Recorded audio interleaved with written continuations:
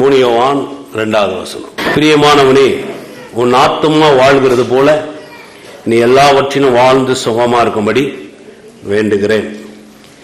நீதிமொழிகள் 19:2. ஆத்துமா அறிவில்லாமல் இருப்பது நல்லதல்ல. பாருங்க, அந்த முதல்ல ஒரு காரியத்தை வாச்சோம்.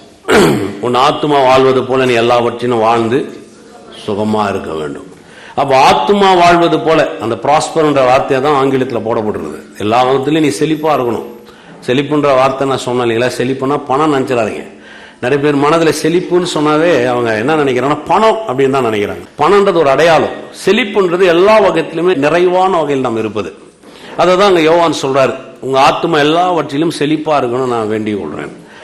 பாருங்க, ஆத்துமா செழிப்புக்கும் நம்முடைய வாழ்க்கைக்கு நெருங்கிய தொடர்பு இருக்குது. அதனாலதான் ஆத்துமானா என்னன்னு காமிச்சிட்டு வர்றது. ஆத்துமானா ஏன், ஆத்துமால என்ன காரியங்கள் நடைபெறுகிறது, எப்படி முடிவுகள் தீர்மானங்கள், நான் சொன்னேன் இல்லைங்களா, அந்த வில் பவர் செய்ய முடியும்ன்ற ஒரு தைரியம், இதெல்லாம் எங்க இருந்து வருதுன்றதை காமிச்சோம். இன்னைக்கு இன்னும் கொஞ்சம் அதை மேல பார்த்துட்டு வரோம். போன வாரத்துல இருந்து அதே வேதத்துலதான் சொல்லப்படுது. பாருங்க, ஆத்துமா அறிவில்லாமல் இருப்பது நல்லதல்ல. அப்போ நான் எல்லாவற்றிலும் என் ஆத்மா வாழ்வது போல எல்லாவற்றிலும் வாழ்ந்து சுகமா இருக்கணும் தான் கடவுளுடைய திட்டம். ஆனா அதே தேவன் சொல்றாரு, உன் ஆத்மாவில் அறிவு இல்லாமல் இருப்பது நல்லதல்ல. அப்ப அறிவுக்கும் என் ஆத்மாவுக்கும் நெருங்கிய தொடர்பு இருக்குது. பாருங்க, கர்த்தர் நம்மளை உருவாக்கும் பொழுது இந்த கை, காலு, மூக்கு, காது, கண்ணு, உடல் உறுப்புகள்லாம் வச்சு உருவாக்கி இருக்கிறத பாக்குறோம் இல்லையா? இது ஃபார்மட், இதை ஒன்றும் மாற்ற முடியாது. இது இல்லாம பிறக்கும் பொழுதுதான் நம்ம சொல்றோம் அவங்க மாற்றுத்திறனாளிகள் அப்படின்னு சொல்றோம். அதே மாதிரி தேவன் நமக்குள்ளாக இருக்கிற சில உறுப்புகளை வைத்திருக்கிறார். லங்ஸ், ஹார்ட், லிவர், கிட்னி, இதெல்லாம் உள்ளான உறுப்புகள். இதுவும் ஒரு ஃபார்மட். தேவன் உருவாக்கும் பொழுதே உள் உறுப்புகள், வெளி உறுப்புகள், காணக்கூடிய உறுப்புகள், காணக்கூடாத உறுப்புகள் இப்படியெல்லாம் உருவாக்கிட்டார். உணர்வுகளையும் உருவாக்கிட்டார். பழுகி பெருகி பூமியை நிரப்பி ஆண்டுகோள் அனுபவம் சொல்லி தேவன் ஆசீர்வதித்தார்னா திருமணத்துக்குரிய ஒரு மனிதன் தனிமையா இருப்பது நல்லதல்ல அப்படின்னு சொன்னார்னா அது ஒரு ஆசீர்வாதம். வைராகியம், இது ஒரு ஃபார்மட். வைராகியன்றது சும்மா அப்படியே வந்துச்சுன்னு நினைக்காதீங்க, வீழ்ச்சினால இல்ல, அது உள்ள வந்தது. அது தேவனே நமக்கு உள்ளாக ஏற்படுத்தி வைத்தார். வைராகியம், கோபம், இதெல்லாம் இது கோபம்னு சொன்னீங்கன்னு வைங்களேன், கோபமே படலன்னு வச்சுங்க, நீங்க ஜடம். ஆனா எப்படி கோபம் படணும்னு நமக்கு தெரியணும். நான் சொல்றது விளங்குதா உங்களுக்கு? சில உணர்வுகள்லாம் தேவனே நமக்குள்ளாக ஏற்படுத்திட்டார். இதை நம்ம ஏற்படுத்தினதில் அல்ல, அது வந்ததும் கிடையாது. அப்ப இது எப்படி கையாளணும்ன்றது நம்ம கத்துக்கணும். அதான் மிக முக்கியம். இப்ப ஆத்மா அறிவில்லாமல் இருப்பதுக்கும் நம்முடைய உணர்வுகளுக்கு சம்பந்தம் இருக்கான்னு நீங்க பாத்தீங்கன்னா ரொம்ப ரொம்ப நெருங்கிய சம்பந்தம் இருக்கு. என்னன்னா பாருங்களேன், உதாரணம் சொல்றேன். வைராகியம் அப்படின்னு ஒண்ணு வருது இல்லையா? போன வாரம் நம்ம பார்த்தோம். அறிவுக்கேற்ற வைராகியம், அறிவில்லாத வைராகியம் அப்படின்னு பார்த்தோம். இந்த வைராகியம்ன்றது என்னன்னா நமக்குள்ளாக தேவனே ஏற்படுத்தி வச்சுட்டார். இது எப்படி ஒரு நன்மைக்கு ஏதுவான வகையில செயல்படும் அப்படின்னு நீங்க பாத்தீங்கன்னு வைங்களேன். நம்ம அறிவு நல்லா இருந்துச்சுன்னா இந்த வைராகியம் இந்த அறிவு சொல்றது எல்லாத்தையும் கேட்கும். இந்த அறிவு சொல்ற காரியங்களை அது செயலாற்றும், சரியான வகையில இயக்கி காமிக்கும். அதான் உண்மை. இப்ப வைராகியம் மட்டும் நமக்கு அறிவு இல்லைன்னு வச்சுங்க, நிறைய காரியங்கள் நமக்கு செயல்படாது. சரியான காரியங்களால் நம்மால முன்னேறவே முடியாது. அதான் உண்மை. அதனாலதான் நம்ம வைராகியத்தை காமிக்கணும்னு நம்ம முயற்சி எடுக்கும் போது அது நிறைய தோல்விகள் உண்டாகுது. எப்படி தோல்வி உண்டாகுதுன்னா, அறிவில்லாததுனால அது தோல்வியை உண்டாகுது. நம்ம ஒரு செயல்பாட்டுக்கு ஒரு எதிர்பார்ப்பை காட்டுவோம். எதுவுமே இருக்கும் பாருங்க, ஆக்ஷன் ரியாக்ஷன் அப்படின்னு இருக்கும். எதனா ஒண்ணு நடந்துச்சுன்னு வைங்களேன், நம்முடைய ரியாக்ஷனை வச்சு நம்ம சொல்லலாம். ஒரு சண்டை நடக்கும் போது கூட பாருங்க, சில சொல்லலாம் அவன் என்ன அடிச்சிட்டாருங்க அப்படின்னு யாருன்னா சொன்னா நீங்க உடனே கோவப்படாதீங்க. உங்க பிள்ளைங்க கூட சில நேரத்தில் கம்ப்ளைண்ட் பண்ணுவாங்க பாருங்க, இல்லம்மா அவன் என்ன குத்திட்டாமான்னு சொன்னா நமக்கு உடனே கோவம் வரும். ஏன்டா அவனை நீ கொத்தன, அவன் ஏன் குத்திருப்பான் நீங்க கொஞ்சம் யோசிச்சு பாருங்க. இவன் ஏதோ ஒண்ணு சொல்லி இருக்கணும், அதனால அவன் என்ன பண்ணிருப்பான், இவனை குத்திருப்பான். அப்போ இவன் பண்ணது ரியாக்ஷன், அது ஆக்ஷன் கிடையாது. இவன் பண்ணதுதான் ஆக்ஷன். இப்போ ரியாக்ஷனை கொண்டு வந்து உங்ககிட்ட என்ன பண்றான், ஆக்ஷனா பேசுறான். அவன் என்ன குத்திட்டான், நான் சும்மா உட்காந்து கிடையவே கிடையாது, சும்மா உட்காந்து கால் நோண்டி இருப்பான் அவனை. நீ வீட்டுல இதை பார்க்கலாம் பாருங்க, பிள்ளைங்க மத்தியில காமிக்கலாம், வெளியிலயும் பார்க்கலாம். இல்லங்க நாங்க ரோட்ல போயிருந்தோம், குப்பையை கொட்டிட்டாங்க. இல்ல அவங்களுக்கு மேல கோவம் வந்திருக்கும், பார்த்துனே இருந்திருப்பாங்க, எப்ப போறேன்னு கொட்டிட்டு இருப்பாங்க அவங்க. இது எப்பவுமே நம்ம சில விஷயங்களுக்கு பின்னாடி பாத்தீங்கன்னா ஒரு செயல்பாடு இருந்துனே இருக்கும். அது தேவனே நமக்குள்ள ஏற்படுத்திட்டார். இதை நீங்க மாத்தவே முடியாது. ஒரு நாளும் இதை நீங்க மாத்தணும்னு நினைச்சுன்னா அது முட்டாள்தனம். அதனாலதான் பாருங்க, கிறிஸ்துவ வாழ்க்கை நிறைய பேர் என்ன நினைக்கிறாங்கன்னா, ஒரு கண்ணத்தை காப்பிட்டால் மறு கண்ணத்தை இயேசு காமினார், நம்மளாம் கோழை. இல்லைங்க, கர்த்தர் அப்படி சொல்லல. கோழையா நம்மளை உருவாக்கணும்னு நினைச்சிருந்தா அவர் அதே மாதிரி நம்மளை படைச்சிருக்கலாம். அவர் என்ன சொல்ல வராரு, அவன் ஒரு கண்ணத்தை காமிச்சா உனக்கு மறு கண்ணத்தை காட்டுன்னு அவர் ஏன் சொன்னார் அப்படின்னா, அவன் ஒரு கண்ணத்தை உன்னை அரைஞ்சிட்டான், போதுமா இல்ல இன்னும் கொஞ்சம் என்ன அடிக்கணும் நீ ஆசைப்படுறிய, மறு கண்ணத்தை நீங்க காட்டணும் போது நீங்க கோழை கிடையாது.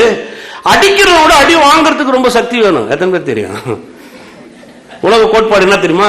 அடிக்கிறது பெருசா அடி வாங்குறது பெருசா? உலகத்துல சொல்லுங்க பார்க்கலாம். அடிக்கிற ஆள் தான் பெரிய ஆள், அடி வாங்குற ஆளு. ஏன்னா உலகத்தின் கோட்பாடு வந்து என்ன சொல்லுது, அடிக்கிறவன் பெரிய ஆள், அடிக்கிறவன் பெரிய ஆள். ஆனா பைபிள் சொல்லுது அடி வாங்குறவன் தான் பெரிய ஆள். இயேசு அடி வாங்கினாரு, அதனால நீங்க நம்மள பெரிய ஆளா இருக்கோம். எத்தனை பேர் விளங்குது? நம்ம நிறைய காரியங்கள் என்ன பண்ணுவோம்னா, நமக்குள்ள தோன்றது எல்லாம் பாத்தீங்களா, உடனே ஒரு காரியத்தை நம்ம பார்ப்போம், அதை உடனே செய்யணும். இல்லங்க, எப்பவுமோ சில விஷயங்கள்ல வைராகியத்தை அறிவோடு கனெக்ட் பண்ணீங்கன்னா அது ரொம்ப நல்லா வேலை செய்யும், ரொம்ப அருமையா வேலை செய்யும், சக்சஸ்ஃபுல்லா இருக்கும். இல்லைன்னா என்ன உண்டாகுன்றதை காமிக்கிறேன் இன்னைக்கு. அதான் மெசேஜே. வைராகியத்தை வச்சு நீங்க அறிவு இல்லைன்னு வச்சுங்களேன், கர்த்தரே உங்களுக்கு எதிராளியா தெரிவார். அதனாலதான் நிறைய பேருக்கு வந்து கோபம் வரும் பாருங்க.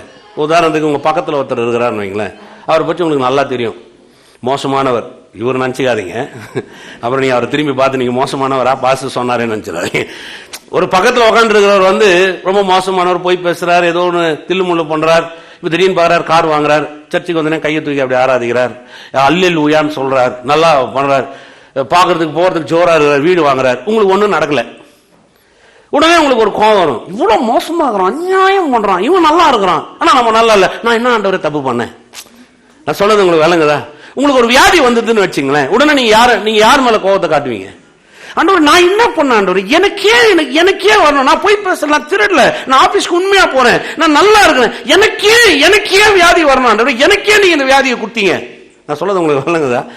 இப்ப வைராகி இருக்குது, ஆனா அது என்ன இல்ல, அறிவு இல்ல. அறிவு இல்லாதனால இப்ப என்ன ஆகுதுன்னா, கர்த்தர்கிட்டே நிறைய பேர் கோச்சுப்போம். இன்னைக்கு உண்மை அதுதான். நிறைய பேருக்கு உள்ள ஏன் கோபம் வருதுன்னா, கர்த்தர் எனக்கு ஏன் செய்ய மாட்டேன்றார், கர்த்தர் ஏன் என்ன வாழ வைக்கல, ஏன் எனக்கு இன்னும் எனக்கு அற்புதம் நடக்கல, இன்னும் ஏன் என்ன உயர்த்தல, நான் எவ்வளவு வருஷமா கர்த்தருக்காக வாழ்ந்துட்டேன், என்னெல்லாம் செஞ்சிருக்கேன், ஆண்டவருக்கு எல்லாம் தெரியும். ஆனா நீங்க பாருங்க, இந்த அநியாயம் பண்றவன், மோசம் பண்றவன், பக்கத்துல உட்காந்துக்கிறவன், அவன்லாம் என்ன மாதிரி ஃப்ராடு தெரியுங்களா, அவன்லாம் வாழ்க்கையில நல்லா இருக்கும். ஏன்னா இப்ப கோபத்தை நீங்க யாருக்கிட்ட காட்டுறீங்க? கோபத்தை யார்கிட்ட காட்டுவீங்க? நல்லா சொல்லுங்களேன். ஆண்டவர் அப்படிதான் பெறாரு, எப்பவுமே பாருங்க, ஆண்டவர் அப்படிதான். அவனை பார்க்கும் போதெல்லாம் நமக்கு கோவம் வரும். நீங்க நல்லவர் ஆண்டவர், நீங்க நல்லவர். நான் சொல்றது உங்களுக்கு புரியுதா? இப்ப வைராகியத்தை என்ன பண்றோம்னா, அப்படியே கர்த்தருக்கு விரோதமா திருப்புறோம். இதான் பிசாசு செய்யறான் பாருங்க. இதான் வேதம் ரொம்ப அழகா சொல்லுது பாருங்க. பவுல் ரொம்ப ரொம்ப அழகா டீல் பண்றாரு.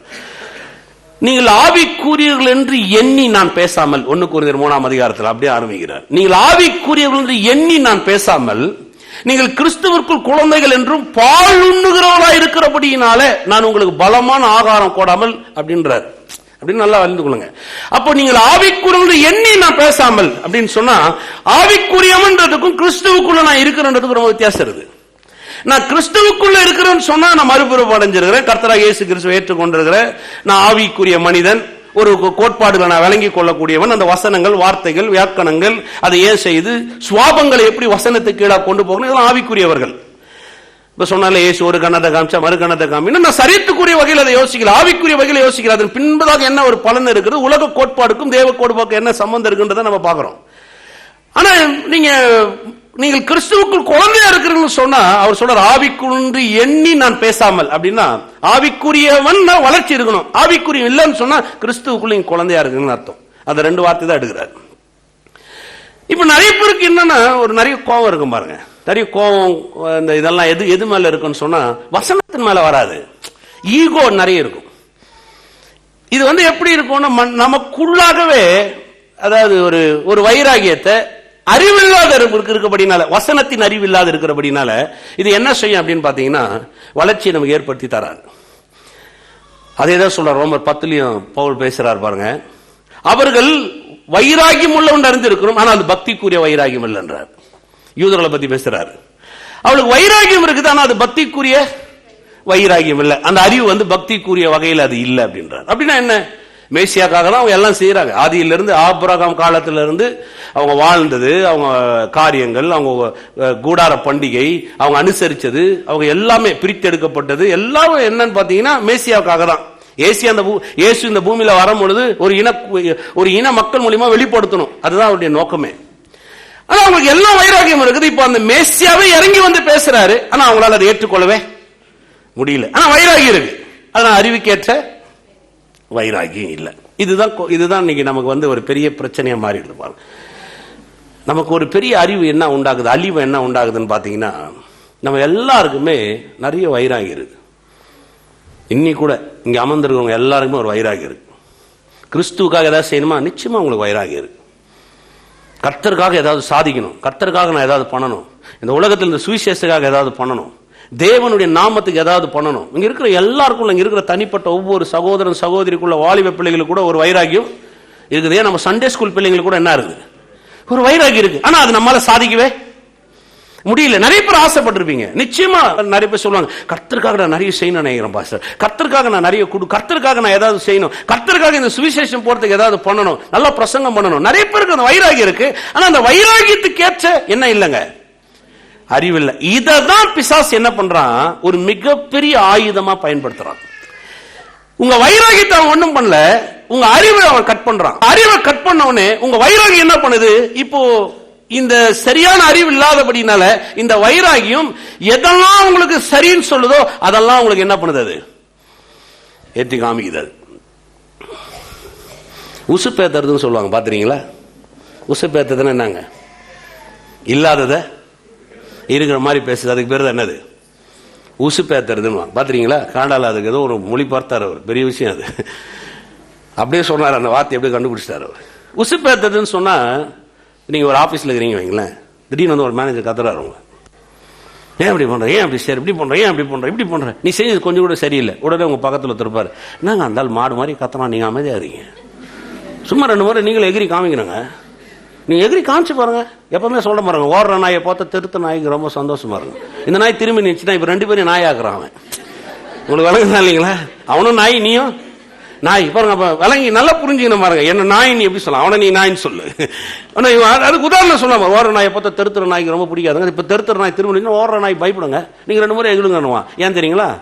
இப்போ நீங்க எகிருந்தீங்கன்னா உங்களுக்கு வேலை போயிடும், உங்க போஸ்ட்டுக்கு அவன் வந்துருவான். நான் சொல்லது புரியுங்க? அப்படி இல்லைன்னு வச்சுங்களேன், ஆள் குறைப்பு நடக்கும். உங்களை வேலையிலிருந்து எடுக்கிறேன், இப்ப வேலை ஆள் குறைஞ்சிச்சு, உங்க வேலையை அவன் தான் செய்யணும், அவனுக்கு உடனே இன்கிரிமெண்ட் கொடுக்க வேண்டியதா இருக்கும். ஏன்னா 2 பேர் வேலையை செய்யறேன் சார், நீங்க கொஞ்சம் பார்த்து செய்ய வேண்டியதா இருக்கும் சார். உங்களை தூக்கினா அவனுக்கு பெனிஃபிட்.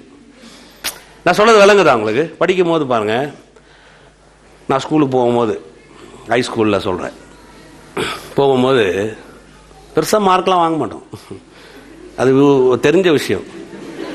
உடனே அந்த அந்த டெஸ்ட் இல்லை எக்ஸாம் பேப்பர் கொடுக்க வரும்போது கூப்பிடும் போதே ரமேஷ் அப்படின்னாவே பசங்க திச்சிருவாங்க. அப்படியே பக்கத்தில் அப்படியே கூட ஒரு 10 பேர் என்ன உசுப்பேற்றுவாங்க. என்ன மச்சான் கேவலமா அதுரா, இந்த ஆள் என்ன நம்ம பேரை வேற சொல்லி கொடுக்கணும், அப்படியே அங்கே ஸ்டேபிள் வச்சுட்டு போக வேண்டியது தானே.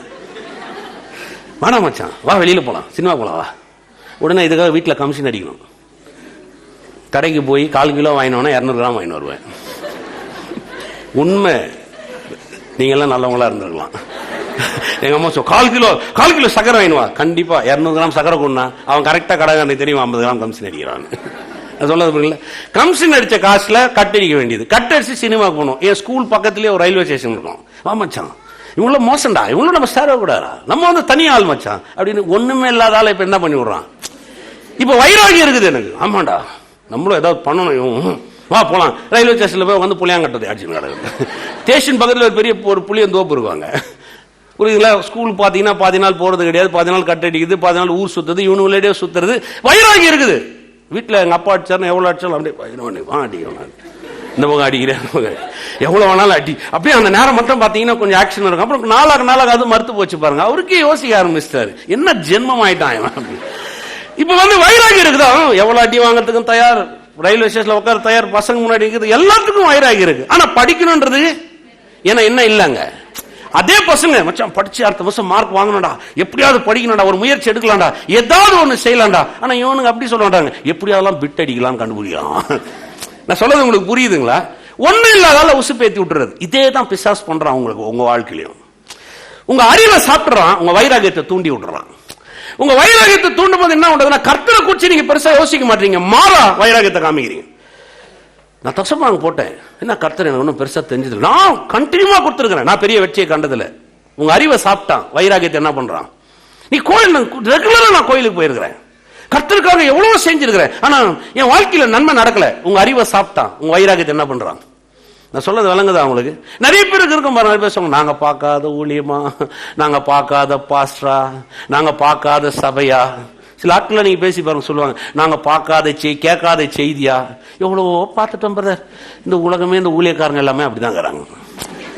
இப்போ வந்து அவங்களுக்கு என்ன இல்லைன்னா என்ன இல்லைங்க, நீங்க யோசிச்சு பாருங்களேன். அறிவு போயிடுச்சுங்க. அறிவு போயிட்டதுனால இப்போ அவங்களுக்கு உள்ளாக எல்லாமே இப்ப என்ன தெரியுதுன்னா தப்பா தெரியுது.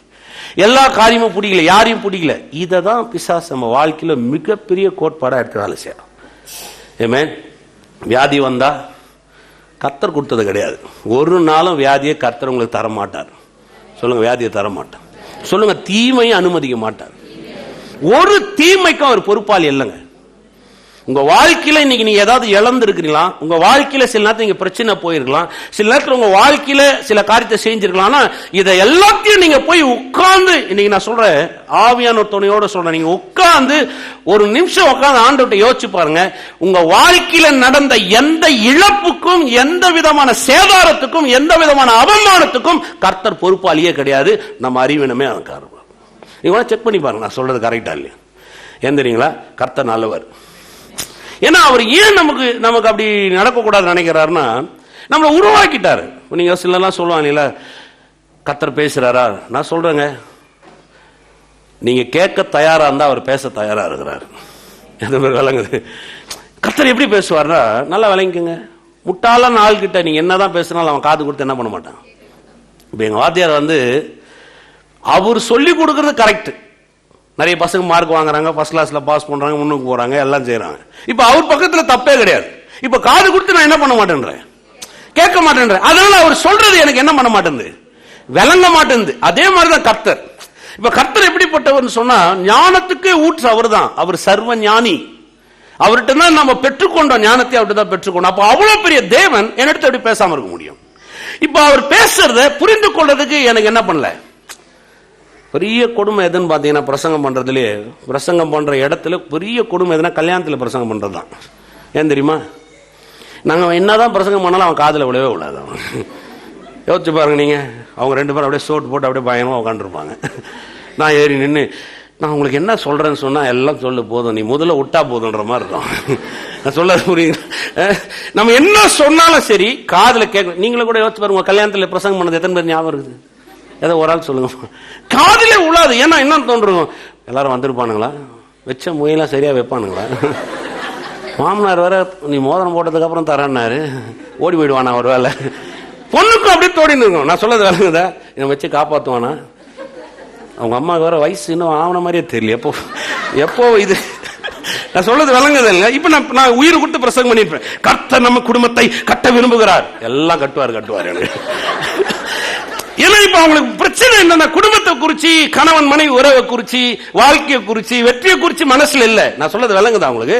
கல்யாணம் பண்ணணும். சில பசங்க எல்லாம் பாருங்க, அப்படியே ஓடி அப்படியே தெருத்தி எப்படியாவது அவளை மடக்கி எப்படியாவது கவர் பண்ணி எப்படியாவது கல்யாணம் பண்ணணும். கல்யாணம் பண்ணுவானே தவிர கண்டிப்பா குடும்பம் நடத்தவே மாட்டான்.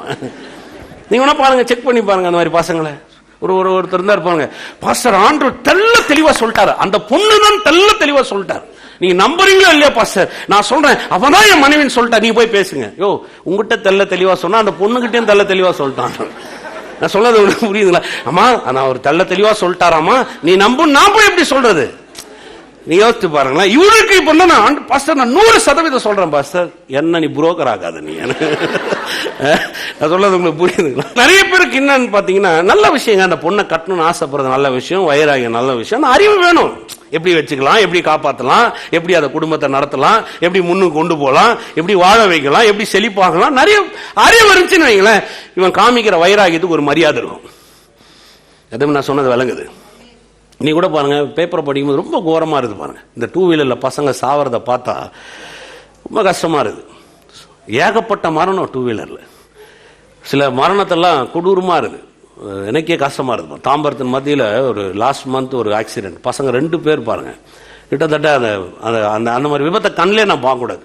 கிட்டத்தட்ட பசங்க 2-3 தூண்டு ஆயிட்டாங்க, போய் பைக்கில் அடிச்சு சிந்தி ஆயிட்டாங்க. பார்க்கும்போது வேதனையா இருக்கு. ஏன் நீ கொஞ்சம் யோசிச்சு பாருங்க. பைக் கம்பெனிக்காரனே அதை பார்த்தா கூட அவனுக்கு என்னவா இருக்கும், என்னங்க இப்படியே சாவணும், இப்படியே ஒரு மரணம் வரணும், கிடையவே கிடையாது.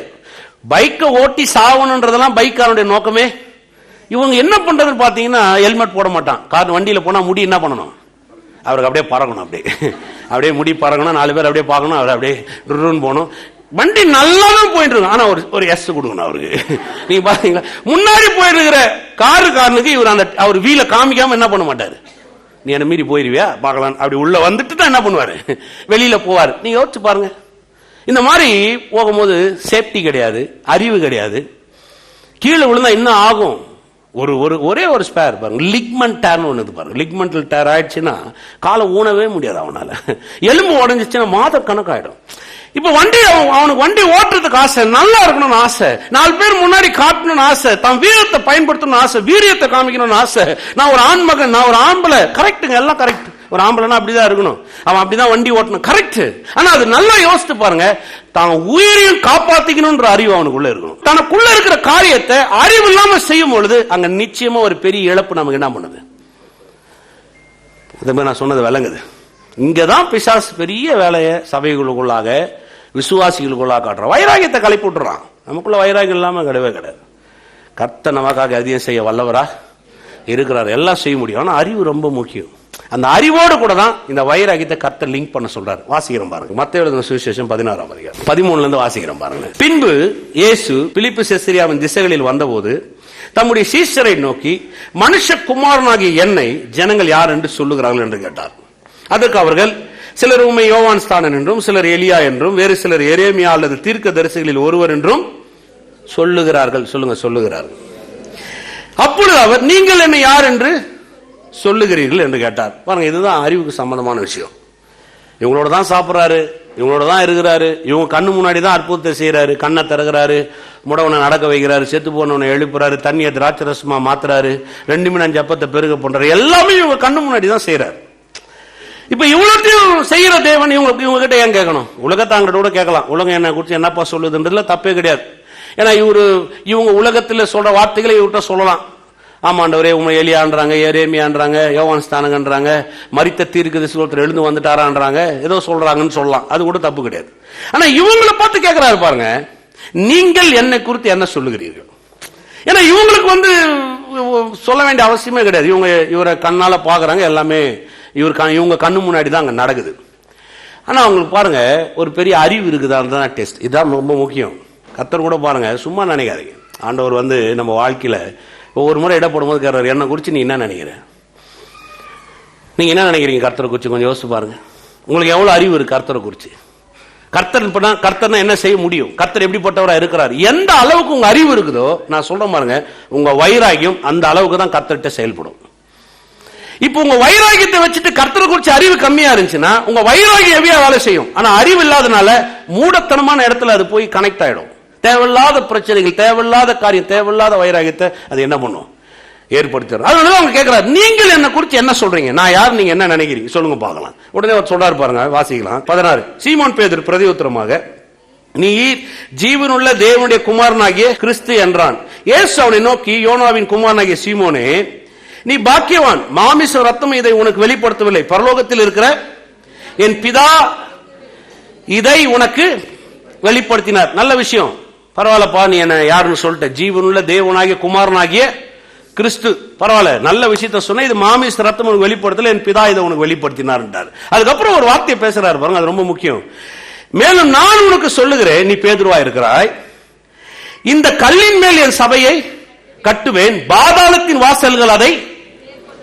இந்த வார்த்தைக்கும் அவன் சொன்ன வார்த்தைக்கு என்ன சம்பந்தம், நீ கொஞ்சம் யோசித்து பாருங்களேன். நீங்கள் என்ன குறிச்சு என்ன சொல்லுகிறீர்கள், உடனே இவன் ஜீவனுள்ள தேவனாகிய குமாரனாகிய கிறிஸ்து சொன்ன உடனே இந்த வார்த்தையை எடுக்கிறாரு, இந்த கல்லின் மேல் என் சபையை நான் கட்டுவேன், பாதாளத்தின் வாசல் அதை மேற்கொள்ளாது. அப்ப பாதாளத்தின் வாசல்னா என்ன சொல்லுங்க? பாதாளத்தின் வாசல் அதை மேற்கொள்ளாதுன்னா பாதாளத்தின் வாசலுக்கும் இவர் கேட்ட கேள்விக்கு இது ஒரு சம்பந்தம் இருக்குதுங்க. அந்த சம்பந்தம் இல்லைன்னா இவங்க கிட்ட அவர் கேட்க வேண்டிய அவசியமே கிடையாது. அப்ப பாதாளத்தின் வாசலுக்கு அவர் கேட்ட கேள்விக்கு என்ன சம்பந்தம்னா, எல்லாம் விளங்கி கொள்ளுங்க. பாதாளத்தின் வாசல்னா என்ன? பிசாசு செய்யக்கூடிய காரியங்கள் மேற்கொள்ள முடியாது. பாதாளத்தின் வாசல் மேற்கொள்ள முடியாதுன்னு சொன்னா, நல்ல அறிவு உனக்குள்ள இருந்துச்சுன்னா, ஜீவனுள்ள தேவனாகிய கிறிஸ்து நீ சொன்ன பாரு, இந்த அறிவு உனக்குள்ள இருந்துச்சுன்னா, உன்னை வச்சு நான் பெரிய காரியத்தை செய்ய போறேன். இப்போ இந்த அறிவு உனக்குள்ள இருந்துச்சுன்னா, இப்போ இந்த கல்லின் மேல் என் சபையை நான் கட்டுவேன். நீங்க நல்லா யோசிச்சு பாருங்க. இப்ப அறிவு வேலை செய்ய ஆரம்பிக்குது. இந்த கல்லின் மேல் என் சபையை நான் கட்டுவேன். அதுக்கு அடுத்த வார்த்தை சொல்றாரு, பாதாளத்தின் வாசல் இதை மேற்கொள்ளாது. அப்ப பாதாளத்தின் வாசல் எதை மேற்கொள்ளுது சொல்லுங்க? எதை மேற்கொள்ளுது? ஜீவனுள்ள தேவனாகிய கிறிஸ்துன்ற அறிவை அது என்ன பண்ணுது? சாப்பிட நினைக்குது. சொல்றது உங்களுக்கு விளங்குதா? உங்களை யாரும் ஒன்றும் பண்ண முடியாதுங்க. நீங்க ஒரு சாதாரண ஆள் கிடையாது. கிறிஸ்துவை ஏற்றுக்கொண்டிருக்கிறவர்கள், கிறிஸ்துவை விசுவாசிக்கிறவர்கள் ஒரு சாதாரணமான மனிதன் அல்ல, அவன் அசாதாரணமான மனிதன். வேதம் அப்படிதான் சொல்லுது. இந்த உலகத்தில் இருப்பவனை காட்டிலும் உங்களுக்குள் இருக்கிறவர் உன்னை தொடுகிறவன். அப்போ உங்களுக்குள்ள இருக்கிறவர் பெரியவர், உங்களை வழி நடத்துகிறவர் பெரியவர். உங்களை யாரும் ஒன்றும் தொடவே முடியாது. உங்களை வந்து அவ்வளவு சீக்கிரம் உங்களை மேற்கொள்ளவே முடியாது. ஆனா அந்த வார்த்தை அவர் ஏன் பயன்படுத்துறாருன்னா, இந்த அறிவு உனக்குள்ள இருக்கணும். இந்த பாதாளத்தின் வாசனை மேற்கொள்ள மாட்டாதுன்னு அவர் ஏன் சொல்றாருன்னா, இந்த அறிவை சாப்பிட்டுட்டானா அங்கதான் வந்து பிரச்சனைகளே வர ஆரம்பிக்குது. அது மாதிரி விளங்குது. நீங்களே யோசிச்சு பாருங்களேன். எந்த ஒரு அசம்பாவம் நடக்கட்டும் பாருங்க, ஆவிக்குரிய கண்ணோட்டத்தில் பார்க்காம நீங்க மாமிசத்துக்குரிய கண்ணோட்டத்தில் அந்த காரியத்தை பார்த்தீங்கன்னா, அல்லது மாமிசத்துக்குரிய கண்ணோட்ட வைராகியத்தை அதன் மேல நீங்க காமிச்சீங்கன்னு சொன்னா, நீங்க வெற்றியை கண்டிருக்க மாட்டீர்கள், தோல்வியே கண்டிருப்பீர்கள். அது மாதிரி விளங்குது. அதான் உண்மை. அதனாலதான் நிறைய ஆசீர்வாதங்கள் நம்மளால சுமந்து கொள்ள முடியல. ஏன் முடியலன்னு சொன்னா, வைராகியம் இருக்குது, ஆனா அறிவு இல்ல. வாசிக்கலாம் அப்படியே கண்டினியூஷன், அப்படியே விட்டுறலாம். அவரு 19, பரலோக ராஜ்யத்தின் திறவுகோலை நான் உனக்கு தருவேன். பூலோகத்தில் நீ கட்டுகிறது எதுவோ அது பரலோகத்தில் கட்டப்பட்டிருக்கும். நீ பூலோகத்தில் நீ கட்டொழுப்பது எதுவோ அது பரலோகத்தில் கட்டவிழ்க்கப்பட்டிருக்கும் என்றார். இந்த வசனம் வச்சே நான் அதுல ஒரு வியாக்கியானம் பண்றேன். பரலோக ராஜ்யத்தின் திறவுகோலை நான் உனக்கு தருவேன். அந்த திறவுகோல் வார்த்தை நீங்க வச்சுங்க. இந்த பூமியில நீ எதை இந்த திறவுகோலை வைத்து திறக்கிறாயோ அது பரலோகத்தில் உனக்காக திறக்கப்படும். இந்த பூமியில நீ எதை இந்த திறவுகோலை வைத்து மூடுகிறாயோ அது பரலோகத்திலையும் மூடப்பட்டிருக்கும். நல்ல வார்த்தையை பிடிச்சுங்க. இப்ப பரலோகத்தில் இருக்கிறத திறக்கிறதுக்கும் பாதாளத்தின் வாசலை என்ன மேற்கொள்ளாம இருக்கிறதுக்கு எனக்கு ரொம்ப முக்கியமானது எது சொல்லுங்க? என்ன வேணும்? கரெக்டா சொல்லுங்க. அறிவு. அறிவு இருந்தா இந்த சாவியை நான் என்ன பண்ணலாம்? சரியான வகையில பயன்படுத்தலாம், சரியான வைராகியத்தில் காமிக்கலாம், சரியான வகையில இதை நம்மால மேற்கொள்ளலாம், சரியான வகையில வெற்றி அடையலாம், சரியான வகையில முன்னேறலாம். ஏன்னா இப்ப அறிவு சரியா இருந்துச்சுன்னா அவர் கொடுத்த சாவியை நம்ம சரியான வகையில திறக்கலாம். நீ இந்த பூமியில் எதை திறக்கிறாயோ அது பரலோகத்தில் உனக்காக திறக்கப்படும். இந்த பூமியில் எதை நீ பூட்டுகிறாயோ பரலோகத்தில் அது உனக்காக. அப்ப யோசிச்சு பாருங்க. அப்ப திறக்கிறது யாரு, மூடுறது யாரு? நல்லா சொல்லுங்க. யாரு திறக்கணும்? நம்ம என்ன சொல்லுகிறோம்? ஆண்டவரே எப்படியாவது திறந்து விடுங்க, சாவியே உங்ககிட்ட தான் இருக்குது. நான் சொல்லாத உங்களுக்கு புரியுதுங்களா? சாவியே உங்ககிட்ட தான் இருக்கு. நீங்க எப்படியாவது திறந்து விடுங்க, சாவியை உங்ககிட்ட தான் கொடுத்துருக்குறேன். நீங்க பூட்டு நாங்க பூட்டுறேன், நீங்க திறந்து விடு நாங்க உனக்கு திறந்து விடுறேன். இப்ப நீங்க யோசிச்சு பாருங்களேன். இப்ப உள்ளுக்குள்ளாக சில காரியம் இருக்குது. நல்லா வச்சுங்க. 3 வசனத்தை நீங்க எடுத்துங்க. பாதாளத்தின் வாசல் அது மேற்கொள்ள மாட்டாது. அப்ப பாதாளத்தின் வாசல் எதை மேற்கொள்ளுதுன்னா, ஜீவனுள்ள தேவனாகிய கிறிஸ்துன்ற அறிவை நான் இழக்கும் போது இது என்ன செய்யுதுன்னா, எனக்கு பூட்டவும் தெரியல, எனக்கு திறக்கவும் தெரியல. பழைய படம் ஒன்று பார்த்துருப்பீங்கன்னு நினைக்கிறேன். நான் பார்த்துருக்கேன். அலிபாபாவும் 40 திருடர்களும். பார்த்துருக்கீங்களா இல்லையா? நீங்களா பரிசுத்தவானா இருக்கலாம். நான் என்ன பண்ணுறது, 96 தான் ரட்சிக்கப்பட்டேன். சொன்னா நான்லாம் வந்து எங்கள் அம்மா அப்பாலாம் வந்து என்னை பிறந்ததுலேருந்தே நீங்கள் பார்த்தீங்கன்னா அப்படியே கர்த்தருக்காக வைராகியமாக வளர்த்துட்டாங்க. நாங்கள் வந்து ஒரு நாளும் சினிமா தேட்டரே பார்த்ததில்லை. ஆனால் ரொம்ப பொல்லாத ஒரு ஆள் பாருங்க. அவர் ரட்சிக்கப்பட்டாரு, சினிமா ரட்சிக்கப்பட்டாருன்னா அவர் ரட்சிப்புனா என்னன்னு அவர் தெரியாது. அவங்க அப்பா அம்மா வந்து சின்ன வயசுல இருந்தே சொல்லி கொடுத்துட்டாங்களா, அதனால அவர் என்ன பார்க்கலையா, சினிமா தேட்டரை பார்த்ததே கிடையாது. கரெக்டுங்களா? சினிமா தேட்டரை பார்த்ததே கிடையாது. இன்னும் 2-3 ஐட்டம் சொன்னார். அதெல்லாம் எனக்கு தெரியவே தெரியாது. கோட்டர்னா எப்படி இருக்குன்னு எனக்கு தெரியாது. நான் சொன்ன வேணா வாங்கி கொடுக்குறேன், கொஞ்சம் குடிச்சு கிச்சுப்பார் தெரிஞ்சுக்கோ. அவர் சொல்ல எனக்கு தெரியவே தெரியாது. நான் வளர்க்கும் போதே என்ன நண்பர்கள் தான் அவர் வளர்க்கும் போதே நான் அப்படி வளர்ந்துட்டேன். ஆனால் அவங்களுக்கு சொல்கிறேன் பாருங்க, நல்ல எண்ணமே அந்த ஆள் கிடையாது. ஓப்பனாகவே என்னன்னு பார்த்தீங்கன்னா, எவனை பார்த்தாலும் உட்காந்து பின்னாடி சின்ன இருப்பான். அவன் அப்படி வெளில மட்டும் சொல்லுவான், அவங்ககிட்ட நீங்கள் கொஞ்சம் உஷாராக இருங்க பாஸ்டர், உங்களுக்கு தெரியாது, நம்ம கொஞ்சம் ஞானமாக நடந்துக்கணும், புறாக்கள் இடத்துல நம்ம எப்படி இருக்கணும், பாம்பு கிட்ட நம்ம எப்படி இருக்கணும் பைபிள் சொல்லுது இல்லையா, பைபிளே தப்பா புரிஞ்சுக்கிறான் பாருங்க. நான் சொல்றது உங்களுக்கு விளங்குதா? புத்தி முழுதும் என்னவா இருக்குதுங்க, பாவத்தோட கொடூரமா இருக்குது அது. அவன் பாவி, என் தாய் என்னை பாவத்தில் கருத்தரித்திருக்கிறாள், நான் துர்குணத்தில் உருவானேன். இந்த பூமியில பிறக்கிற எந்த ஒரு பிள்ளையும் பாவிதான். அவருக்கு ஒரு ரட்சகர் தேவை. யார் அவரு? இவர் நினைச்சுட்டு இருக்கிறாரு நம்ம பிறந்ததுல இருந்தே நம்மளை அப்படியே பிரிச்சு எடுத்து நம்மளை பொட்டலம் கட்டி வச்சுட்டாங்கன்னு. அலிபாபா 47 நீங்க பாத்தீங்களா பாக்கலையான்னு எனக்கு தெரியாது, நான் பார்த்தேன். ஈஸ்ட்மேன் கலர் அது பாத்தீங்களா? அதுல ஒருத்தர் உள்ள போயிடுவாரு. அலிபாபா அதை இருக்கும், திறந்துடு சீசே, உடனே கதவுக்குள்ள போயிடுவாரு, எல்லாத்தையும் அள்ளிக்குவாரு. திருப்பி வெளியில வரும்போது தெரியவே தெரியாது, புலம்புவார் நின்று, நான் உனக்கு இந்த பொண்ணு தரேன் கொஞ்சம் திறந்துரு, நான் பாதி காசு ஒண்ணு கொடுக்குறேன் கொஞ்சம் திறந்துரு, நான் உனக்கு முன்னாடி வணங்குறேன், இது என்ன பண்ணு திறந்துரு, எப்படியாவது திறந்துரு. அது எப்பவும் திறக்கவே திறக்காது. நான் சொல்றது உங்களுக்கு விளங்குதா? நிறைய ஆட்களுக்கு என்ன பிரச்சனைனா, நம்ம ரட்சிக்கப்பட்டோம், ஆனா எப்படி ஆசீர்வாதத்தை சுரந்து கொள்றதுனே தெரியல, சுகத்தை எப்படி சுரந்து கொள்றதுனே தெரியல, நன்மை எப்படி திறக்குதுன்னு தெரியல, எப்படி முன்னேறதுன்னு தெரியல. ஏன்னா கர்த்தர் நிறைய விஷயங்களை கொடுத்துட்டாருங்க. அறிவோடு கூட இந்த வைராகியம் செயல்படுதுங்க. என்னன்னா, நம்ம கூறியதை சுதந்திரத்துக் கொள்ளும்படியே கர்த்தர் நமக்கு இந்த அறிவை ஏற்படுத்தி வைத்திருக்கிறார். இந்த அறிவும் இந்த வைராகியமும் கர்த்தரே நமக்குள்ள சிருஷ்டித்த ஒரு உணர்வு. எத்தனை பேர் ஒத்துக்கிறீங்க அது? ஹல்லேலூயா. நம்ம வைராகியம் அறிவெல்லாம் எங்க காட்டிட்டு இருப்போம்? குடும்பத்தில் தான் காமிச்சுட்டு இருப்போம். பாத்துறீங்களா? எங்க காட்டுவோம் வைராகியத்தை? சில நேரத்தில் யாராவது நம்மளை சீண்டிட்டோம் பாருங்க, அவ்வளவுதான். காட்டுறேன் நான் யாருன்னு காட்டுறேன். கொஞ்ச நாள் பொறுத்து காட்டுறேன் நான் காட்டுறேன். என்னவோ நினைச்சிட்டேன், என்ன சாதாரணமா நினைச்சிட்டேன். நீ இந்த வைராகியத்தில் ஆண்டவர் மதிக்கிறதே கிடையாது அவர். ஏமே, இதெல்லாம் முட்டாள்தனமான வைராகியம். கர்த்தர் எங்க கொண்டு போறாரு பாருங்க. அதுக்கப்புறம் வாட்சி பாருங்க. அப்பொழுது அவன்கிட்ட ஒரு மிகப்பெரிய ரகசியத்தை சொல்றாருங்க. திறவுகோலை கொடுத்துட்டாச்சு, சொல்றாரு, நான் உனக்கு திறவுகோலை தரேன், கட்டு நீ தர பூட்டுலாம் சொல்லிட்டு அதுக்கப்புறம் சொல்றாரு, அப்பொழுது தாம் கிறிஸ்துவாகி இயேசு என்று ஒருவருக்கும் சொல்லாதபடிக்கு தம்முடைய சீஷர்களுக்கு கட்டளையிட்டார். அது முதல் இயேசு தாம் எருசலேமுக்கு போய் மூப்பராலும் பிரதான ஆசாரியாலும் வேதப்பாரர்களாலும் பல பாடுகள் பட்டு கொலை உண்டு 3ஆம் நாளில் ஃபுல் காஸ்பல், இது பக்கா ஒரு பேக்கேஜ் பிரசங்கம் பண்றாரு. அவனுக்கு எழுந்திருக்க வேண்டும் என்பதை தம்முடைய சீஷர்களுக்கு சொல்ல தொடங்கினார். அப்பொழுது பேதுரு அவரை தனியே அழைத்து கொண்டு போய், ஆண்டவரே, இது உமக்கு நேரிடக்கூடாதே, இது உமக்கு சம்பவிப்பதில்லை என்று அவரை கடிந்து கொள்ள தொடங்கினான். அவரோ திரும்பி பேதுருவை பார்த்து, பின்னாக போ சாத்தானே, நீ எனக்கு இடரலா இருக்கிறாய், தேவனுக்கு ஏற்றவர்களை சிந்தியாமல் மனுஷனுக்கு ஏற்றவர்களை சிந்திக்கிறாய். இந்த வார்த்தையை கொஞ்சம் நல்லா எடுத்துங்க. இப்போ அவர் திரும்பி பார்த்து யார திட்டினாரு? பின்னாக போ சாத்தானே. யார பார்த்து? நல்ல நல்ல அந்த வார்த்தையை பாருங்க. அவர் திரும்பி பேதுருவை பார்த்து எனக்கு பின்னாக போ. பார்க்கிறது யார? பேசுறது யார? நல்லா விளங்கி கொள்ளுங்க. பேதுரு சாத்தான ஒண்ணா இல்ல, பேதுரு வேற.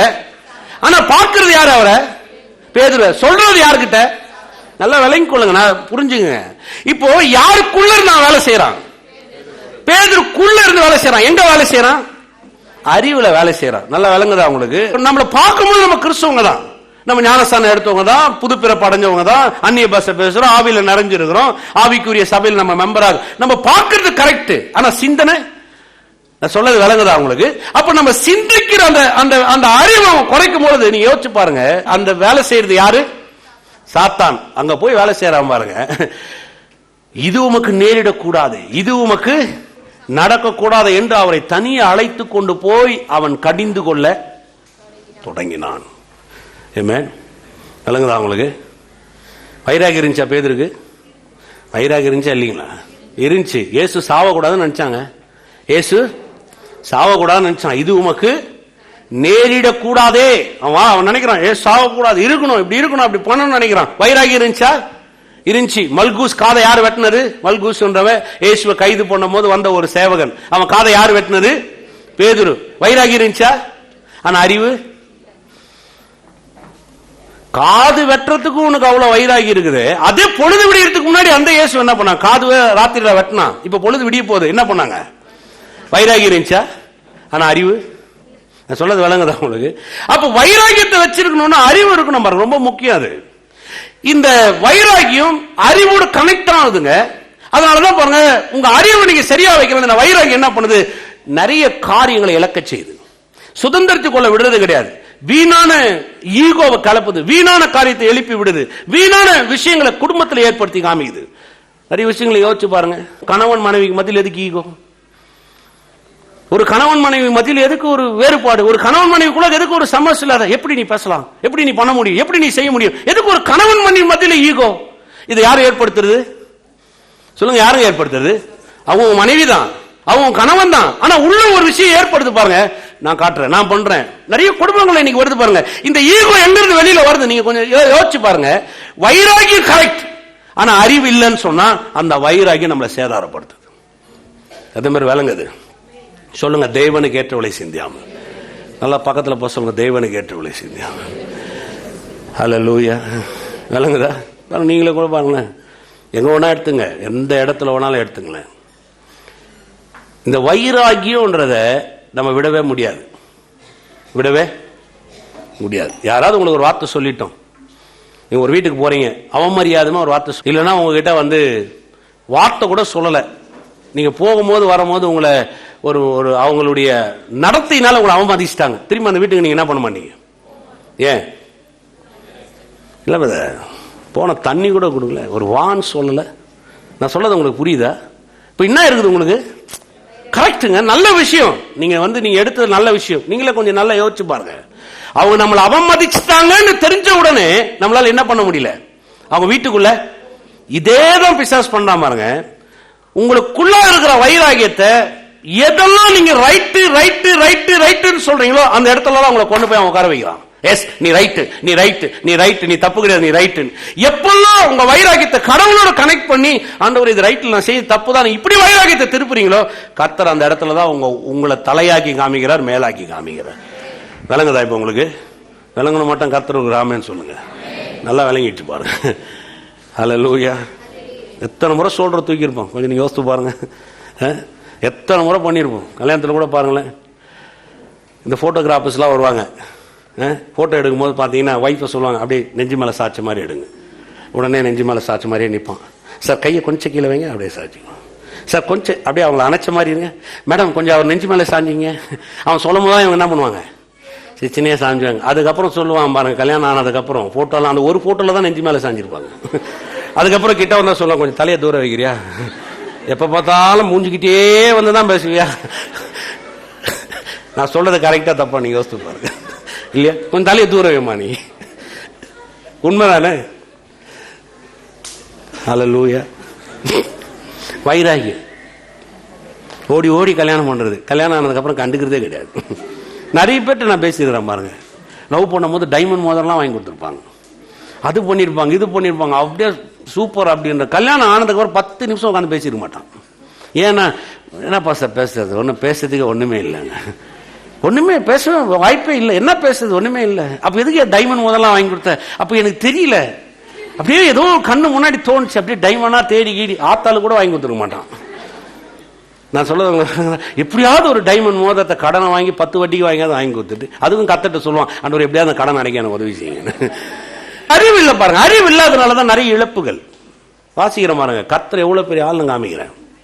நம்ம யார்கிட்ட கத்துக்கணும்னா நம்முடைய மூத்த சகோதரனாகி இயேசு கிறிஸ்து கிட்ட தான் கத்துக்கணும்.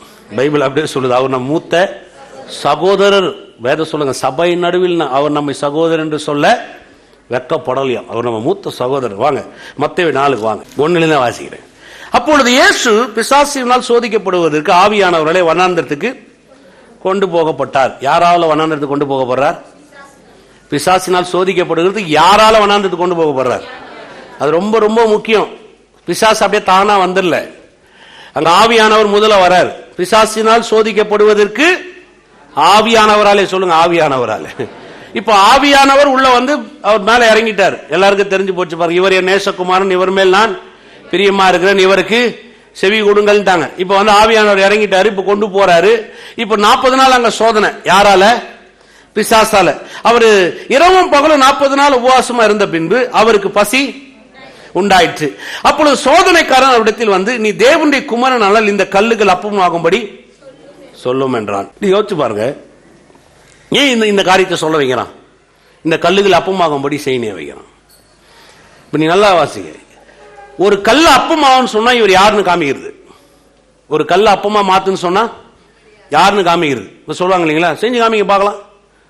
சொன்னீங்களா, அவ்வளவு தூரம் வாய் கிரிஞ்சு பேசுனீங்களா, செஞ்சு காமிங்க. உடனே நம்ம என்ன பண்ணுவோம்? செஞ்சிருவோம். ஏசுகிட்ட அப்படிதான் சொல்றான், நீ தேவனுடைய குமாரன், தேவனுடைய குமாரன் சொல்ற, நீ தேவனுடைய குமாரன் சொல்ல இந்த கல் அப்பமாக்கும்படி செஞ்சு காமிய. உடனே என்ன பண்ணலாம்? அப்படியா, ஒரே நிமிஷம். அவரால் பண்ண முடியுமா? முடியாதா?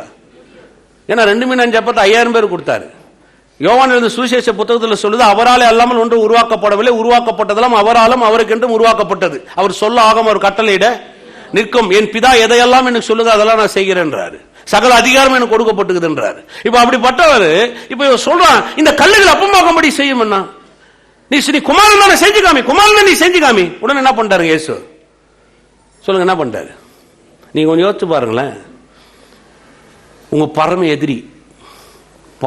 எதிரி, உங்களுக்கு நன்மையே செய்யாதவன், உங்களுக்கு அப்படி எல்லாத்துக்கும் ஆப்போசிட்.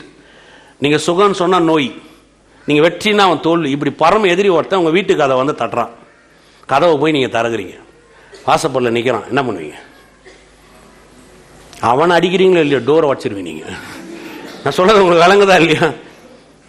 யாராவது கதவை திறந்து பாருங்க, கண்ட நாய் வந்து வீட்டு முன்னாடி நிக்குது. நம்ம சொல்லுமா சொல்ல மாட்டோம். ஏன்னா அவனை பார்த்தோமே நமக்கு அப்படியே கோபம் வரும். யோசிச்சு பாருங்க, முழு சிருஷ்டிப்பையும் அவருடைய சாயலையும் அவருடைய ரூபத்தையும் நிர்வாணப்படுத்தி அவமானப்படுத்திட்டு இப்ப வந்து சொந்த தேவ குமாரன் கிட்டே வந்து அமர்ந்து இப்ப அவர்கிட்ட பேசுறான், நீ தேவனுடைய குமாரனால இந்த கல்லுகளை செஞ்சு காமிக்கிறேன். ஒரு நிமிஷம் பொறுமையா நான் காமிக்கிறேன் அப்படின்னு அவர் இறங்கலங்க. ஏன் தெரியுமா? ஏன் வைராகி இருந்துச்சு இயேசுக்கு? இருந்துச்சு. என்ன இருந்தது?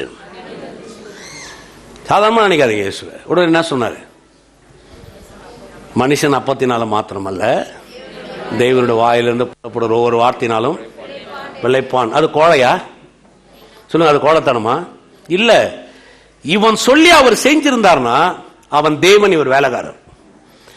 இவனை ஜெயிக்கணும்னு சொன்னா வைராகி இருந்து மட்டும் போதாதுங்க, சர்வ ஞானத்தின் தேவன் ஞானத்திலும் ஜெயிச்சு காமிக்கணும். மேலிருந்து குதி, தேவ தூதர்கள் உம்மை தாங்கிக் கொள்வார் வேத வாக்கியம் சொல்லுகிறது. என்னை தாழ பணிந்து கொள், இவை அனைத்தும் எனக்கு ஒப்பு கொடுக்கப்பட்டிருக்கிறது, நீ என்னை தாழ பணிந்து கொள், நான் உனக்கு இவைகளை திரும்ப தருகிறேன். முழு ஒரு நொடி பொழுது ராஜ்யத்தை காமிச்சு என்னை தாழ பணிந்து கொள், இவையெல்லாம் நான் உனக்கு திரும்ப தரேன்றான். நீங்க யோசிச்சு பாருங்க, ஒவ்வொரு விஷயத்தில கர்த்தர் அவனோடு கூட பேசினார். ஒவ்வொரு விஷயத்துல வைராகியத்தை காமிக்கல. அவர் அறிவியை வச்சிருக்கிறார், வைராகியத்தை வச்சிருக்கிறார். சும்மா வைராகியத்தை மட்டும் காமிக்கல, நான் செஞ்சு காமிக்கிறேன். குதிக்கிற பாரு, பாக்குறியா நீ? அங்க வேலை சொல்லுதுங்க, அவர் அந்த உபவாசத்தை முடித்த பின்பு தேவ தூதர்கள் அவருக்கு பணிவிடை செய்தார்கள். அந்த தேவ தூதர் சொல்லிட்டு ஒரே நிமிஷம் யோசிப்பாரு, இந்த பிசாச வாயில குத்து, அவன் வாழை கொஞ்சம் முறுக்கி விடு, அவன் கொம்ப கொஞ்சம் தருக்கு, அந்த கோல பல்ல கொஞ்சம் பிடிச்சி இல்லைன்னு சொல்லிருக்கலாமா? சொல்லிருக்க முடியாதா? சொல்லுங்க, முடியுமா? முடியாதா? முடியும். ஆனா ஏசு சொன்னார், நான் நினைக்கிறேன் உலகத்திலேயே தலைச்சிறந்த பொறுமையான பிரசங்கியார் யாருன்னு பாத்தீங்கன்னா அது இயேசுவாதான் இருக்கும். ஏன்னா பிசாசிட்டே வசனத்தை சொல்றாரு, இல்லப்பா மனுஷன் அப்பத்தினால மாத்திரமல்ல, தேவனுடைய வாயிலிருந்து புறப்படுற ஒரு வார்த்தையினாலும் பிழைப்பான் என்று எழுதியிருக்கிறது. மேல குதி, உன் தேவனை பரீட்சை பாராதிருப்பாயாக என்று எழுதியிருக்கிறது. உன் தேவனை ஒருவருக்கே ஆராதனை செய்வாக என்றும் எழுதியிருக்கிறது. எவ்வளவு பெரிய விஷயம் பாருங்க. ஆனா அதே தேவனை கொஞ்சம் யோசிச்சு பாருங்க, சிலுவையில கொண்டு போய் அவர் அடிக்கிறாங்க, அவர் அவமானப்படுத்துறாங்க, முகத்துல காரி துப்புறாங்க, நிர்வாணமாக்குறாங்க, 39 சாப்பிட்ட அடி அவர் மேல அடிக்கிற, முள்முடிய போடுறாங்க, சிலுவையில தொங்க விடுறாங்க. வைராகி இல்லையா இயேசுக்கு? சொல்லுங்க, வைராகி இல்லையா? இருந்தது. அவருடைய வைராகியம் தான் இன்னைக்கு நீங்களும் நானும் இங்க அமர்ந்திருக்கிறோம். அதே மாதிரி விளங்க. என்ன அடிக்கிறீங்களா நீங்க? என் மூஞ்சில காரி துப்புறீங்க. ஒரே நிமிஷம் வெயிட் பண்ணுங்க சொல்றேன். ஓ ஜூஜுமான எல்லாரும் சேர்த்து போயிட்டு இருப்பானுங்க. முடியுமா? முடியாதாங்க. ஒரே நிமிஷம் என்னை அடிக்கிறீங்க. ஓ பிதாவே, இந்த அற்ப மானிட பதரை ஒண்ணுமில்லாம ஆகிடுங்க, இந்த மானிடர்கள் இல்லாம போகட்டும் அப்படின்னு முழு உலகம் என்ன இருக்கும்? ஒரு க்ஷண பொழுதே பஸ்பம் ஆகி போயிருக்கும். அப்படியே எல்லாத்தையும் அடிச்சு வைராகியம் உள்ள இருக்குது. அடிங்க. அவர் உமிழ்ந்தாங்க. செய்யுங்க செய்யுங்க செய்யுங்க. 3ஆம் நாளில் அவர் உயிர் தெழுந்தார். இப்ப சொன்னார், சகலம் என் கையில கொடுக்கப்பட்டது, பிசாசுகளை துரத்துங்கள். இப்ப அவரு துரத்தலங்க, பிசாசுகளை துரத்துங்கள். அவரை விசுவாசிக்கிற ஒவ்வொருத்தையும் சொன்னார், பிசாசுகளை துரத்துங்கள், வியாதி மேல் கை வையுங்கள், சர்ப்பங்களை எடுங்கள், வியாதிக்கு ஏதுவான ஒன்றும் உங்களை சேதப்படுத்த மாட்டாது. இப்ப சொல்றாரு, இதுதான் அறிவுக்கேற்ற வைராகியம். ஆமென். இப்ப நம்ம ஒவ்வொருத்தரும் பிசாசை துரத்த முடியுமா? அன்னைக்கு அந்த ஒரு பிசாசு சொன்னதை அவர் செஞ்சிருந்தாருன்னா நம்ம எல்லாரும் பிசாசுக்கு அடிமையாகி போயிருப்போம். அன்னைக்கு அறிவையும் வைராகியத்தை அவர் ஒழுங்கா காமிச்சதுனால இன்னைக்கு நீங்களும் நானும் பிசாசின் ராஜ்யத்தை நிர்மூலமாக்கி காமிங்க. அதே மாதிரி விளங்குது. அல்லேலூயா. சும்மா நெஞ்சு தூக்கிறாரு எல்லாத்துக்கும். சில விஷயத்துக்கு ஆண்டவர் பதில் தரல, பொறுமையா இருங்க. கர்த்தாவே, நீங்க எனக்கு செய்ய வல்லவரா இருக்கிறீங்க. எனக்கு தெரியும் ஆண்டவர், இப்படி மகிமை என் தலையை உயர்த்தும். சாதாரணமா நினைக்காதீங்க. வைராகியன்றது ரொம்ப நல்ல விஷயம். பிசாசு அதை என்ன பண்றான், தவறான வகையில் பயன்படுத்துறான். சவுலை தெரிந்து கொண்டது தேவன். சவுல் மேல் அபிஷேகத்தை ஊத்துனது தேவன். சவுலை யுத்தத்துக்கு கொண்டு போனது தேவன். எதிரிகளை வீழ்த்தினது தேவன். சவுலுக்கு வைராகியம் இல்லைன்னு நினைக்கிறீங்களா? சவுலுக்கு வைராகியம் இருந்துச்சுங்க. தேவனுக்காக காரியம் வைராகியம் இருந்துச்சு. எப்ப அவன் அறிவை இழந்தானோ அந்த வைராகியம் அப்படியே தேவனுக்கு ஆப்போசிட்டா மாறிடுச்சு. தேவன் எதெல்லாம் செய்ய நினைக்கிறோம் அதுக்கு ஆப்போசிட்டா மாறிட்டான். வைராகியம் இருந்துச்சு, இப்ப என்னத்தை இழந்துட்டான்? அறிவை இழந்துட்டான். அதே தான் நடக்குது பாருங்க. நம்ம அறிவை இழக்கும் பொழுது பிசாசு நம்ம வைராகியத்தை தாறுமாறா பயன்படுத்திடுவான். நீங்க உங்க வைராகியத்தையும் உங்க அறிவை சரியா கனெக்ட் பண்ணீங்கன்னா, நான் சொல்றேன், எந்த பிசாசம், எந்த நோய், எந்த தரித்திரமோ, எந்த தோல்வியும் உங்களை நெருங்கவே முடியாதாங்க. எதுவுமே விசுவாசிக்கிறீங்க? ஹல்லேலூயா. இதான் உண்மை. நம்ம என்ன நினைக்கிறோம், ஆண்டவர் ஏதோ சரி. இல்ல இல்ல, பொறுமையா. வைராகியத்தை எப்போ காமிக்கணுமோ அப்ப நான் என்ன பண்ணுவேன். ஹல்லேலூயா. இப்ப என்ன ஒருத்தர் கொலை பண்ணிட்டாரு. உடனே என் பையன் பார்க்கறான், எங்க அப்பாவை நீ கொண்டுட்டியா? சினிமா டைலாக் மாதிரி அப்படியே ஒரு லெதர் பேண்ட், ஒரு லெதர் ஜாக்கெட் போட்டு போய் அவனை கொன்னுறான். அவன் போலீஸ் இப்ப என்ன பண்ணும்? ஏன் கைது பண்ண போய் சொல்றேன், எங்க அப்பாவை கொண்டா நான் கொன்னேன். நீ வாயா, நீ முதல்ல நீ வாணி, முதல்ல அந்த லெதர் ஜாக்கெட்டை கழட்டு, நீ அந்த லெதர் பேண்ட்டை கழட்டு, நீ வாணி. இந்த ஹீரோஸம்லாம் என்ன பண்ணாரு? நீ வந்து வைராகியத்தை காட்டக்கூடாது. நான் சொல்லது உங்களுக்கு வேலை. உங்களுக்கு அவன் கொலை பண்ணனா நீ என்கிட்ட என்ன பண்ணணும்? கம்ப்ளைண்ட் பண்ணணும். நான் அவனை என்ன பண்ணுவேன்? கைது பண்ணி கொண்டு போய் ஜெயில போட்டு அவனுக்கு என்ன தண்டனை வாங்கி கொடுக்கணும் சட்டப்படி நான் என்ன வாங்கி கொடுப்பேன். இப்ப இவன் வந்து போய் அவனை கொலை பண்ணிட்டான்னு வைங்களேன். இப்ப சட்டத்தின் முன்பதாக யார் கொலையாளி? கொலை செஞ்சவன் கொலையாளியா இருக்க மாட்டான். இப்ப இவன் தான் என்ன ஆயிட்டான். இப்ப உள்ள சொல்லுது, வைராகி இருந்துச்சா அவனுக்கு? அப்பா மேல வைராகி இருந்துச்சா? ஆனா அது நல்ல வைராகியமா? சொல்லுங்க நீங்களே, நல்ல வைராகியமா? களிதான் தின்ன வைங்க அந்த வைராகியம் அவனை. ஆனா அதே வைராகியம், எங்க அப்பாவை கொலை பண்ணவனை எப்படி சரியான வகையில சட்டத்தின் கீழே கொண்டு வரேன், அது கால தாமதம் பரவாயில்ல, அதுக்காக என்ன முடியுமோ பொறுமையா அந்த சட்டத்தை நான் மதிக்கிறேன்னு கீழே இறங்கி வந்தா அதுக்கு தண்டனை கிடைக்கும், இவனுக்கும் பேர் கிடைக்கும். எதுவுமே நான் சொன்னது விளங்குது. கர்த்தர் அந்த மாதிரி தான் பாருங்க, வைராகியத்தையும் அறிவையும் சரியா பயன்படுத்துகிற தேவன். ஏன்னா அவர் தான் ரெண்டுத்தையும் கொடுத்தாரு. நம்ம இந்த அறிவை சரியான வகையில் இயக்காதனால, வைராகி மட்டும் பெருகிறதுனால ஒரு பிரயோஜனமும் கிடையாதாங்க. அல்லேலூயா. சொல்லுங்க, கர்த்தர் நல்லவர். ஆமென். சில நேரத்தில் சில பதில் வரலையா, பொறுமையா இருக்கு. ஆண்டவர் ஏதோ செய்ய போறாருன்னு அர்த்தம். ஆமென். அவர் வேதம் சொல்லுங்க, அவர் வைராகியம் உள்ள தேவன். எதுவுமே விசுவாசி வைராகியம் உள்ள தேவன். சொல்லுங்க, அவர் வைராகியம். அதனாலதான் சும்மா அப்படியே எல்லாத்துக்கும் நம்மளே தாம் டூம் எழுந்து நின்று, நீ சொன்னியா நான் சொன்ன, உன் முடி என் கையில, என் முடி உன் கையில, அவங்க பேசிட்டாங்களா நான் பேசுறேன், இல்ல அவங்க ஆவிக்குரிய ஆள் இல்லையா, அவங்க விசுவாசி இல்லையா, அவங்க அன்னி பாஷை பேச, அதெல்லாம் நமக்கு அவசியமே கிடையாது.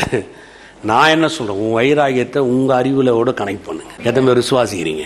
இன்னொருத்தரை பார்த்து பிசாசு கையில் அறிவினத்தை ஒப்பு கொடுத்து அந்த அறிவினத்தோட உங்க வைராகியத்தை கனெக்ட் பண்ணீங்கன்னா நன்மையை பார்க்க முடியாது. மாறாக அநேக விதமான இழப்புகளையும் சேதாரங்களும் நம்ம பார்க்கிறோம். ஆனா கர்த்தர் நல்லவர்ன்ற வைராகியத்தை காமி. என் தேவன் எனக்காக எதையும் செய்ய வல்லவராக இருக்கிறார். எதுவுமே விசுவாசிக்கிறீங்க. அவரால் செய்யக்கூடாத அற்புதமான காரியம் ஒன்றும். அதனாலதான் தேவதூதன் சொன்னாங்க, மனுஷனால் கூடாதது தேவனால, எதெல்லாம் மனுஷனால கூடாத முற்றுப்புள்ளி வருது அங்கதான் தேவன் துவக்கி காமிக்கிறார். ஒரு வெற்றியை நான் அவனுக்கு கொண்டு பண்ணி தரான்றார். எதுவுமே விசுவாசிக்கிறீங்க. சொல்லுங்க, தேவனால கூடும். சொல்லுங்க, என் வைராகியம் அது அறிவுக்கேற்ற வைராகியம், அது பக்தி வைராகியம், அது கிறிஸ்து இயேசுவின் வைராகியம். அல்லேலூயா. எதுவுமே சந்தோஷப்படுறீங்க. கரங்களை தட்டி தேவனை மகிமைப்படுத்துவோம் உற்சாகத்தோட. நல்ல கர்த்தரை. அல்லேலூயா, அல்லேலூயா. ஓ நன்றி, நன்றி ஆண்டவரே. வெள்ள கரங்களை உயர்த்தி வாய்களை திறந்து நன்றி சொல்லுவோம். ஓ உமக்கு நன்றி, நன்றி ஆண்டவரே. அப்பா உமக்கு நன்றி, நன்றி செலுத்துகிறோம், நன்றி செலுத்துகிறோம் தகப்பனே. உமக்கு நன்றி செலுத்துகிறோம், நன்றி செலுத்துகிறோம், நன்றி செலுத்துகிறோம் ராஜா. ஹல்லேலூயா, ஹல்லேலூயா, ஹல்லேலூயா, ஹல்லேலூயா. ஓம் உயர்த்துகிறோம், உயர்த்துகிறோம், உயர்த்துகிறோங்க தான் தகப்பனே. நீங்க நல்லவர், நீங்க நல்லவர், நீங்க நல்லவர், நீங்க நல்லவர் ஆண்டவரே. எங்களுக்காக நீர் போதிக்கிற வார்த்தைகளுக்காக நன்றி செலுத்துகிறோம். நீர் கொடுத்த வெளிச்சம் வெளிப்பாட்டுகளுக்காக நன்றி செலுத்துகிறோம் கர்த்தாவே. எங்களுக்குள்ளாக நீர் வைத்திருக்கிற அந்த வைராகியம் அது கிறிஸ்து இயேசுக்குள்ளான வைராகியமா இருக்கட்டும் கர்த்தாவே. சுவிசேஷத்தின் மேல இருக்கிற வைராகியமா இருக்கட்டும்.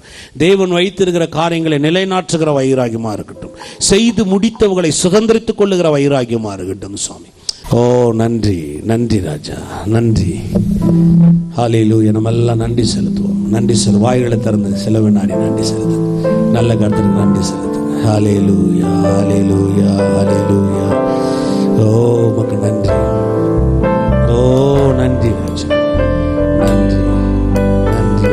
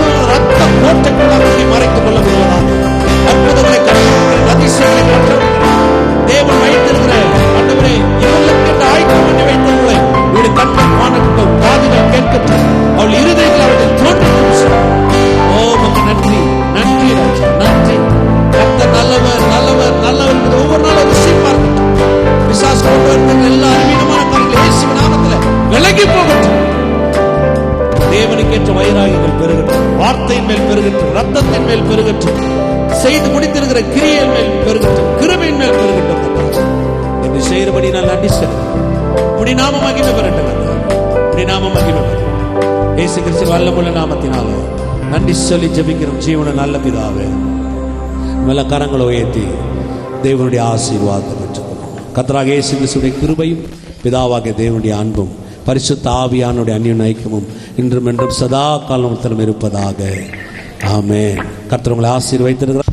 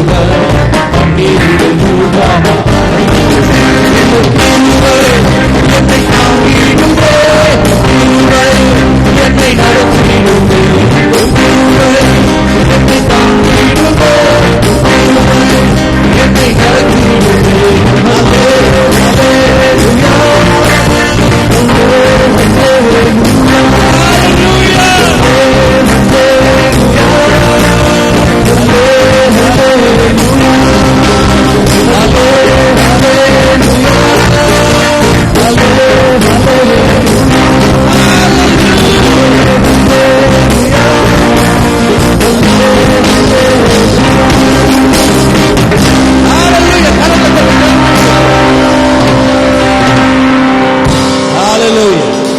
நல்லவர், அவர் உங்களை ஆசீர்வதித்திருக்கிறார்.